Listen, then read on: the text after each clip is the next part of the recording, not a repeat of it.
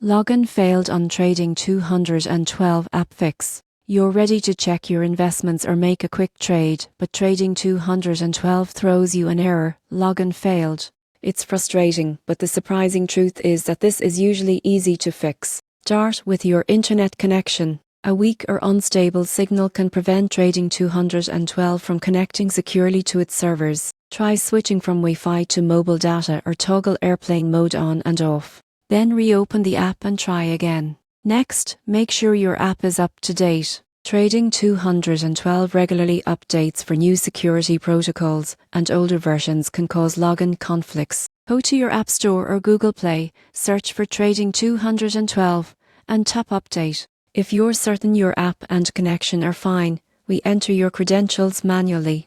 Autofill sometimes stores old passwords, especially if you've changed them recently. Type your email and password directly, and if needed, use the Forgot Password option to reset it. Still seeing errors? Clear the app's cache. On Android, go to Settings, then Apps, find Trading 212 and tap Clear Cache. On iPhone, uninstalling and reinstalling the app does the same thing. This removes corrupted data that may block your login. Also, check if you're using a VPN. Trading 212 has strict security policies, and logins from unusual apps can be flagged automatically. Turn off your VPN temporarily and retry. Finally, it might not be your fault at all. Trading 212 servers occasionally go down for maintenance or system updates. Give it a few minutes and try again later. So the next time your Trading 212 app says login failed, just follow these steps: check your connection, update the app, re-enter your credentials, clear the cache, and turn off your VPN. Most users solve it in minutes and you'll be back trading in no time.